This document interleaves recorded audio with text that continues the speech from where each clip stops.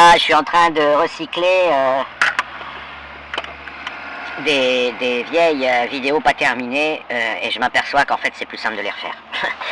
C'est con, mais ça prend tellement de temps de faire des clics pour faire des coupes et des petits montages que autant que... Donc voilà, je viens de retrouver une vidéo que je n'avais pas publiée, enfin au sens je les publie pas, mais je les mets sur YouTube en mode hors ligne et je mets l'URL, ce qui permet d'accéder de Twitter à ces vidéos, ce qui m'évite d'être limité à 2 minutes 20.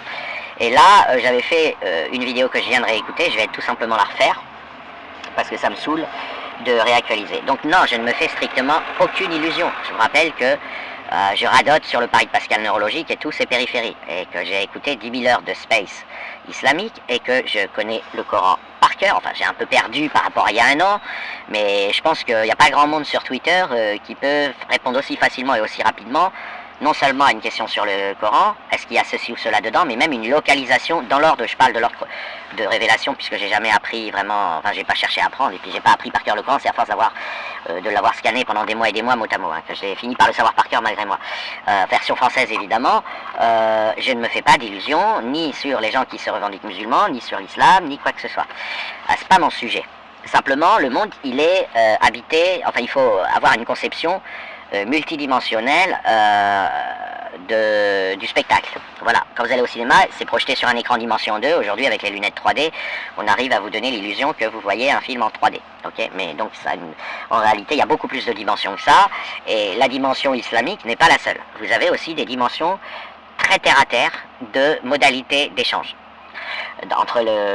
sur la planète entre les gens. Pourquoi je peux avoir l'air de défendre? D'abord, je défends personne, je m'en tape, et j'attaque d'ailleurs personne, ça c'est aussi un truc qu'on oublie. J'ai interviewé des nazis, j'ai interviewé Edilos, j'ai interviewé Mako, ils ont tous dit qu'Hitler avait raison, que les juifs étaient des démons, donc je suis allé interviewer des monstres sans les couper et sans même les dénoncer. Voilà, donc on ne peut pas vraiment m'attribuer une gestuelle ou une posture de quelqu'un qui condamne ou qui porte des jugements moraux. Tout simplement parce que voilà, je ne sers pas à ça et je ne sers à rien, j'archive, j'essaye de construire des théories, j'utilise des outils mathématiques pour vérifier des correspondances statistiques. Alors je ne suis pas du tout spécialisé en statistique à la base, mais on va dire que j'ai une vision mathématique du paysage mathématique qui me permet quand même de les utiliser, etc. Donc je ne défends personne, j'attaque personne, j'en ai rien à foutre. Moi je pense qu'il n'y a qu'une seule âme qui vit toutes les vies, y compris celle des animaux, des plantes et des cailloux, à supposer que ça fasse de l'effet d'être un caillou, et le reste je m'en tamponne. Voilà. Maintenant, pourquoi il y a présent dans ma TL une espèce de distinction entre les musulmans qu'on va qualifier, en apparence ils ont l'air d'être complètement abrutis, qu'on croise sur France Intel, LFistes, etc., et des groupes plus posés. Tout simplement, vous avez la réponse, ils sont posés. Et sur l'espace d'analyse, c'est une autre dimension.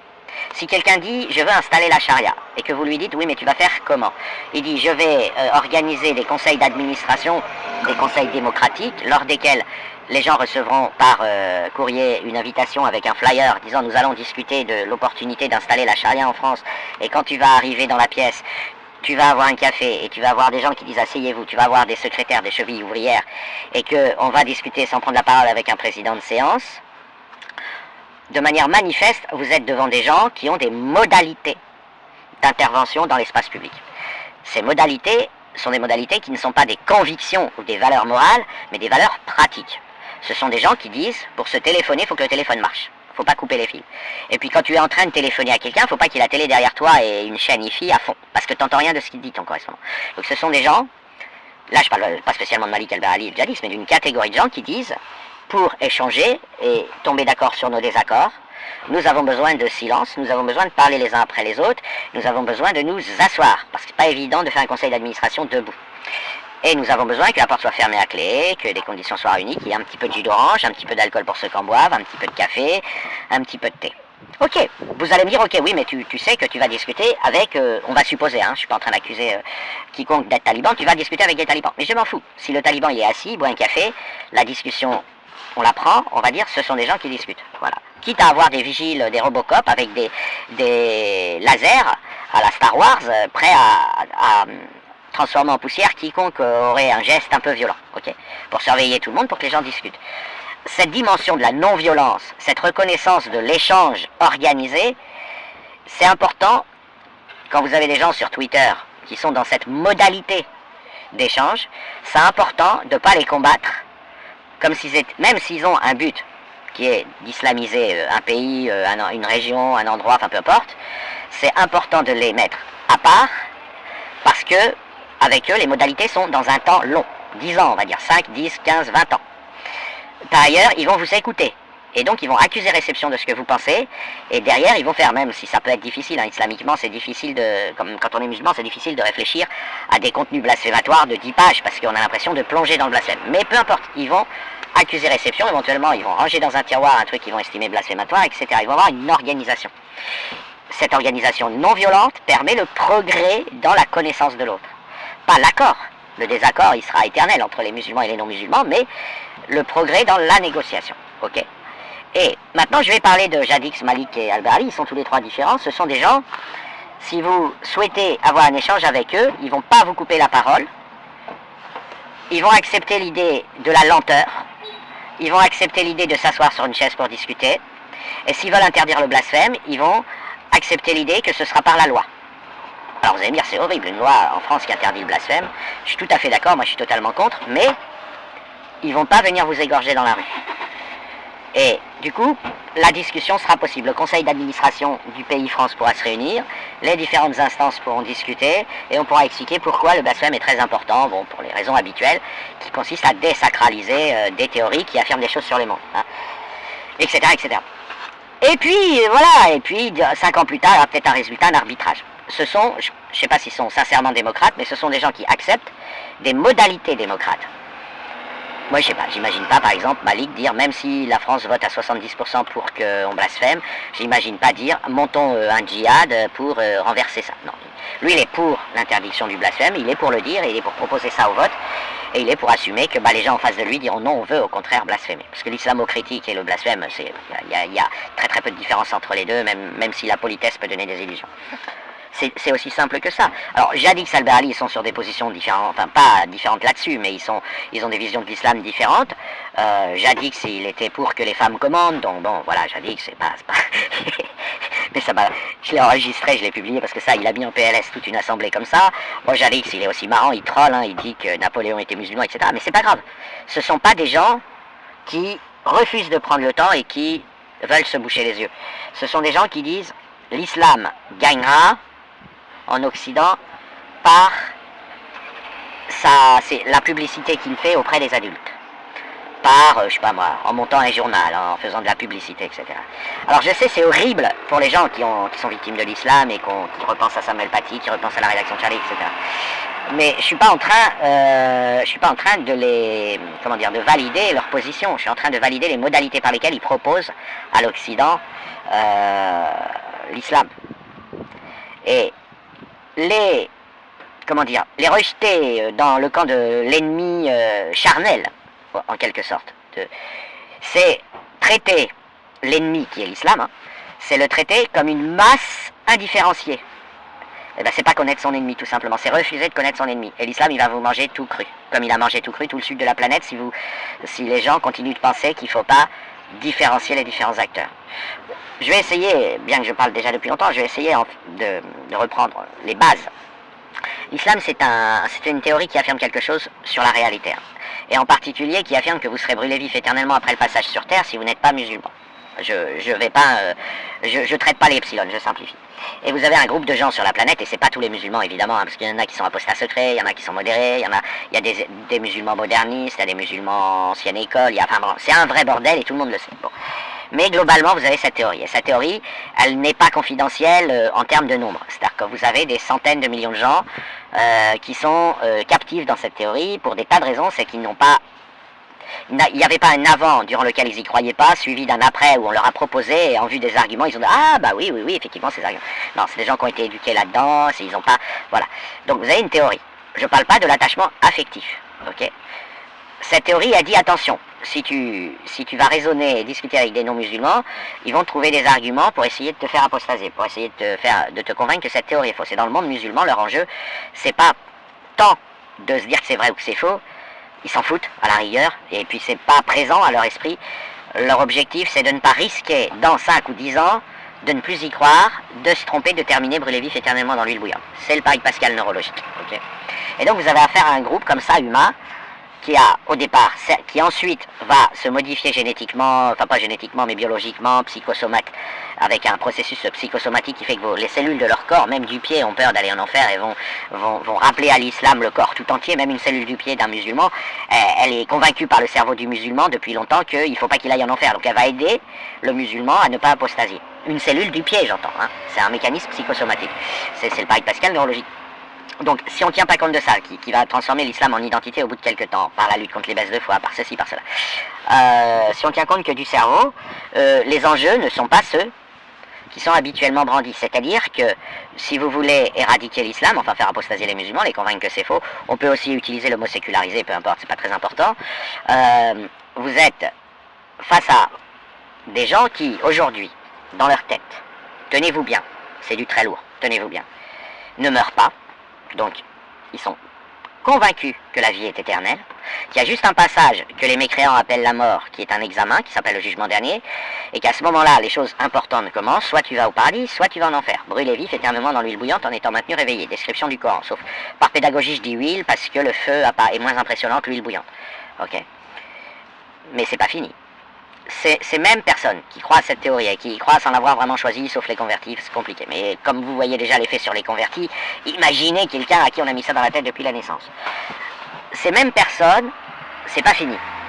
Elles vont retrouver leur famille, leurs enfants, leurs parents, leurs grands-parents, leurs tontons, leurs anciens amoureux, amoureuses, etc. au paradis. Si tout se passe bien. Et donc, ils vont être soucieux d'aider leurs cousins, leurs frères, leurs enfants à ne eux-mêmes aller au paradis. Et en plus, ça leur est insupportable l'idée que quelqu'un qu'ils aiment énormément aille brûler vif éternellement en enfer. Okay. Et donc, ils vont mettre la pression. Putain, il est en train de s'égarer, il va en enfer direct, la partie comme il est. Aujourd'hui, il pilote des voitures de course, demain, il ira en discothèque. Vous voyez? Donc, vous avez ce mécanisme. Mais surtout, ils ont éduqué tout leur corps, toutes leurs cellules, pas seulement du cerveau, à ne pas mourir. La mort n'existe pas, ils font semblant, ils adorent répéter tout le temps dans les spaces, il y a un truc dont on est tout sûr, c'est qu'on va mourir. Mais chez eux, c'est théorique. Chez eux, dans leur tête, ça change à un moment donné parce que tu passes devant Allah qui va t'accueillir au paradis ou qui va te jeter dans l'huile bouillante. Okay. Chez eux, il n'y a pas de mort. Ils sont même pas capables de se rendre compte. Ils n'ont jamais construit un concept de vraie mort. Okay. Alors, du coup, ne pas vouloir comprendre l'islam, ne pas vouloir comprendre à quoi vous avez affaire, et dire c'est tous des ennemis, on va tous les jeter, même ceux qui veulent s'asseoir à une chaise, parler calmement, même s'ils posent leurs 357 Magnum au vestiaire et qui sont polis, vous allez tout simplement rien comprendre. Voilà. Parce que quand vous renoncez à l'islam, ou quand vous acceptez de mettre de l'eau dans votre vin, blablabla, parce que l'apostasie, on en parle souvent comme du noir ou blanc, mais vous avez une thèse, bon, il n'y a qu'une thèse qui a été écrite sur le sujet par un musulman, je ne sais même pas s'il a apostasie ensuite, enfin bref, peu importe, qui a mesuré que ça a duré 3 ans, en moyenne, donc entre 1 et 6 ans, c'est un processus long. Celui qui apostasie, il est en deuil, tenez-vous bien, là je ne vous parle même pas d'enfer, il est en deuil des gens qui l'aiment, il va les perdre un jour.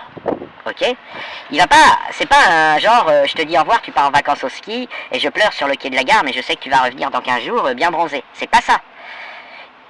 Pour un non-musulman, la mort vous sépare définitivement parce que vous savez pas ce qu'il y a après, et puis en plus ça n'a pas de sens de dire qu'il n'y a rien après ou qu'il y a quelque chose après, parce que là c'est des notions qui appartiennent à la vie terrestre, ces notions, elles ne sont pas configurées pour comprendre ce qu'il y a dans l'au-delà.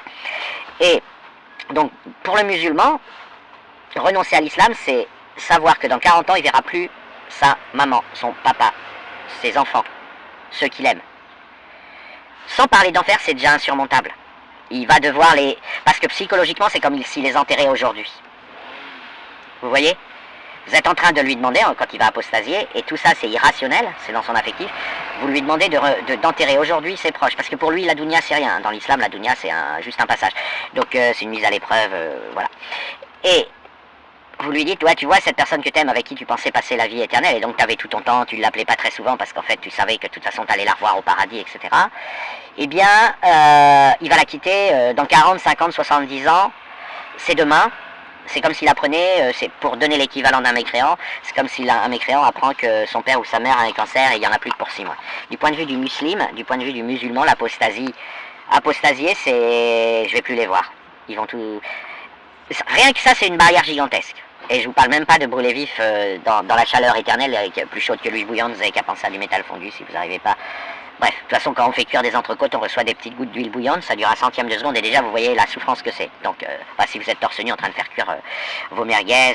Donc, c'est tout un changement absolument affectif, absolument intime. Et pour négocier, donc en gros, si vous voulez, quand vous avez affaire à des musulmans qui sont posés, vous avez à un moment, bon, même si je sais que sur les spaces Twitter c'est tabou parce qu'ils sont très gênés, ils veulent pas parler de religion avec des non-musulmans, mais ça c'est pas le problème, on a le temps, je dirais. Si vous avez affaire à des musulmans posés, à un moment donné, si vous faites converger les discussions vers de l'honnêteté intellectuelle, ils viendront vous le dire. Ils vous diront, écoutez, vous êtes l'Occident, je sais pas, vous êtes des représentants de l'Occident, nous sommes en conciliabule, nous sommes en train de négocier les futures lois ou le texte d'un éventuel référendum sévère avec l'islam, qui va le resituer dans l'espace public, dans l'éducation nationale, etc. Nous, à un moment donné, tout va être évacué au niveau de tous les sophismes, les rhétoriques, les discours de décolo, de bipolisario, de destroyer, de day, tout ça, ça va dégager. Ça va partir à la poubelle, c'est de la pollution sonore et c'est tout. Et vous allez avoir des gens qui vont vous dire, écoutez, non, franchement, chers mécréants, on vous respecte, de toute façon, vous êtes en position de force, vous êtes chez vous, par exemple, enfin, je sais comment il s'exprimerait, mais honnêtement, vous êtes en train de passer à côté d'un truc. Vous êtes en train de vouloir nous envoyer tous en enfer. Parce que nous, on sait qu'il y a l'enfer si on n'est pas musulman. On sait qu'on brûle vif éternellement dans l'huile bouillante. Vous croyez que vous pensez pas savoir, mais nous, on sait qu'il y a l'enfer. Et quand vous aurez ça, les discussions avanceront. Ok. La lutte contre le pari pascal neurologique doit être bien comprise. Le musulman n'est pas, il s'en fout, c'est même pas un sujet pour lui, ça n'existe même pas dans ses neurones. Il n'est pas sûr que l'islam est vrai, il est obligé de dire qu'il en est sûr, mais il n'en est pas sûr. Mais il est constitué de telle manière que dans ses neurones, il n'a pas les capacités organiques pour formuler des phrases avec l'islam est faux. Mais le pari pascal neurologique fait que il est absolument sûr de ne pas être sûr que c'est faux. Pour faire une image avec la roulette russe, il est absolument sûr qu'il y a une balle dans un trou. Il n'est pas sûr que quand il va jouer à la roulette russe, c'est cette balle-là qui va sortir, et non pas un trou vide, mais il est absolument sûr qu'il y a une balle dans un trou. Il est absolument sûr de ne pas être sûr que l'islam est faux, c'est-à-dire de ne pas être sûr d'y échapper, si je fais le parallèle avec la roulette russe. Faut pas faire semblant. Faut pas faire semblant. J'entends souvent des sophismes et de la rhétorique du genre Vera, par exemple, ou plein d'autres. Mais pourquoi vous nous faites chier puisque vous ne croyez pas à l'enfer? C'est-à-dire, il résonne en termes de vrai-faux, et non pas en termes de probable, peu probable, certains que non, certains que oui. Le danger de l'islam, sa criminalité, c'est de... Moi, je vais reprendre mon exemple qui est très simple, parce qu'en tant que mathématicien, j'ai de la chance de voir tout de suite les choses. Quand j'ai eu la chance de lire tous les livres religieux, et au moment... C'est que quand j'ai été confronté au Coran, et je me suis volontairement irradié fortement, je me suis aperçu d'un truc très simple, c'est que pour ne pas y croire, il faut être sûr que c'est faux. Il ne suffit pas de dire « Oh, j'y crois pas », à la légère, comme ça. Et donc, quand vous êtes confronté à un truc qui a trouvé une astuce, qui devra, j'imagine, dans l'avenir de l'humanité, être prise en considération par les systèmes judiciaires, parce que d'abord, ce sera copié, ça l'est déjà dans beaucoup de sectes, et ça continuera de l'être, et puis de toute façon, c'est en œuvre, ok? Quand vous êtes confronté à une proposition qui génère chez vous, que pour vous en débarrasser, pour ne pas vous y soumettre, vous devez être sûr que c'est faux, vous êtes victime d'une escroquerie. Parce que normalement, pour ne pas croire à quelque chose, il ne devrait pas y avoir besoin d'être sûr que c'est faux. Or, c'est ce qu'inflige, c'est la réussite des inventeurs de l'islam. Ils vous ont infligé, c'est tellement lourd. Et par ailleurs, en tant que système mondial, multinational mondial, ils n'ont pas, si vous voulez, l'excuse de dire, bah vous avez qu'à pas y croire, parce qu'ils mettent la pression sur le monde entier. Ok. Ce qui en plus génère, chez les gens qui ne sont pas scientifiques, une tendance ça lève la forte conviction que c'est faux, que ça ne vient pas d'Allah. Voilà.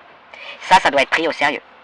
Voilà. Et donc si vous avez affaire à des gens posés avec qui vous pouvez vous apercevoir qu'ils ne veulent pas tricher, eh ben c'est toujours mieux. Parce que quand vous aurez, je ne vais pas me répéter, hein, mais voilà, c'est une question, c'est une autre dimension, c'est la dimension de l'organisation pratique du dialogue. Alors je sais, vous allez me dire c'est complètement con, il n'y a qu'à faire des spaces avec un autre sévère. Non mais je parle pas de Twitter, je parle sur le plan des principes, d'une manière prototypale.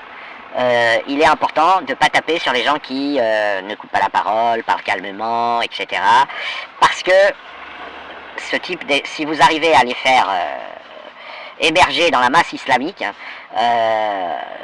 vous pourrez discuter avec les autres, vous ne pourrez pas. Avec les autres, ils vont se déguiser en Père Noël, hein, ils se déguisent en LFistes aujourd'hui, mais demain ils se déguiseront en autre chose, et ils vont faire le djihad, un djihad enragé, et eux-mêmes ils ne savent pas où ils en sont. Ok. Parce qu'ils vivent leur pari pascal neurologique d'une manière désordonnée, pas rationalisée. Par ailleurs, ils n'ont pas l'expérience, ils n'ont pas les statistiques globales. Ça, ces statistiques, on les a de l'extérieur. Je rappelle que le nombre de crimes commis par musulmans, il est 40 fois plus élevé, c'est 40 fois le nombre de crimes commis par non-musulmans. De même que le nombre de crimes commis par une personne de sexe masculin est environ 30 fois plus élevé, donc c'est le même ordre de grandeur, hein, que le nombre de crimes commis par femme. Une femme commet en moyenne 30 fois moins de crimes qu'un homme. Et un non-musulman commet en moyenne entre 30 et 50 fois moins de crimes qu'un musulman. Vous avez un culte du masculin qui vient brouiller les pistes. Et ce culte, il y a besoin de discuter sans se faire couper la parole, de manière organisée, avec des conseils de défense, on va dire, pour faire joli, pour faire genre ça se situe à un niveau gouvernemental. Ça doit pas être... Voilà. Et pour ça, vous avez besoin de gens qui discutent. Ok, parce que... comment dire, ça... Si vous n'avez pas de gens qui discutent, admettons j'arrive dans un space Twitter et je dis, je donne cette statistique qui est parfaitement rationnelle et objective et factuelle et en plus assez facile à calculer, puisque vous calculez le nombre de crimes commis par les uns par les autres et vous divisez par les populations concernées. Encore, je suis gentil quand je dis par musulmans, parce que si j'enlève tous les musulmans civilisés, ceux qu'on connaît pas, les pharmaciens, les médecins, tous les gens insérés, ils commettent pas de crimes. Et donc, si je gardais que les musulmans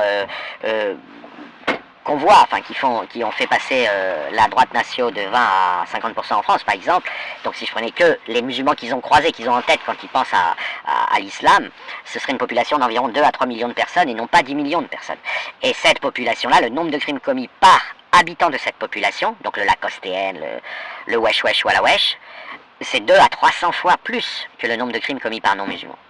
Bon, maintenant si vous dites ça et que vous n'êtes pas dans un conseil d'administration bien organisé, on va juste vous hurler dessus, islamophobe, facho, c'est inadmissible, vous allez avoir des réactions LFistes, trolliques, etc. D'où l'importance, c'est pas la peine de le dire dans un space, vous pouvez faire un tweet, l'important c'est de discuter posément du lien entre l'islam et la masculinité, du lien entre la masculinité et la violence physique dans l'espace public, de tous ces liens, vous pourrez forcer, c'est pas une question d'être d'accord, c'est une question que si vous voulez nettoyer théoriquement la problématique, il faudra discuter avec des gens posés. Pas avec des hystériques comme il y a dans France Intel par exemple, des destroyers, des Honeyman, des machins, des euros et compagnie.